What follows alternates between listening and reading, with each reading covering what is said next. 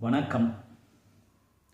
அரசர்கள் வாழுகின்ற அரண்மனையைச் சுற்றி மதில், கோட்டை, அகழி, அரண் என்றெல்லாம் பாதுகாப்புக்காக வைத்திருப்பார்கள்.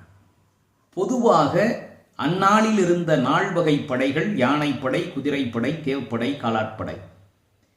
இவை நான்கும் தரைப்படை வகையை சார்ந்தவை.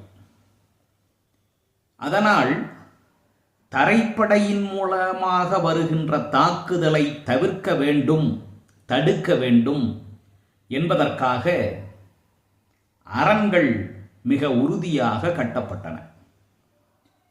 ஓர் அரண் நல்லரணாக வல்லரணாக இருப்பதற்கு 4 கூறுகள் மிகவும் முக்கியம் என்கிறார் வள்ளுவப் பெருந்தகை. முதலில் அந்த அரண் உயரமானதாக இருக்க வேண்டும். பகைவர்களால் எளிதில் ஏற முடியாத அளவுக்கு உயர்ந்த அரண் முதல் தேவையாக இருக்கிறது. அதன் பிறகு அந்த அரணின் மேல் பகுதியில் காவலுக்கு நிற்கக்கூடிய வீரர்கள் எளிதாக உழவக்கூடிய வகையிலும் அவர்கள் தேரையோ குதிரையையோ பயன்படுத்தி பயணிக்கக்கூடிய வகையிலும் அகலமானதாக இருக்க வேண்டும். அப்போதுதான் விரைந்து அரணை சுற்றி, கோட்டையை சுற்றி சென்று பகைவர்களை தாக்க முடியும், நம்மை பாதுகாத்துக் கொள்ள முடியும். மூன்றாவதாக வலிமையானதாக இருக்க வேண்டும். எதிரிகளினுடைய தாக்குதலால் எளிதில் சிதைவுபடாத வகையில் திண்மையும் வலிமையும் உடையதாக இருக்க வேண்டும். நான்காவது, எளிதில் கடக்க முடியாத அருமை நிறைந்ததாக அந்த அரண் இருக்க வேண்டும்.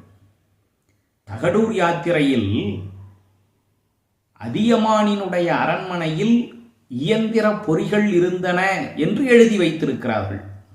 கம்பனிலும் இயந்திர பாவைகள் என்ற சொற்றொடர் இடம்பெறுகிறது.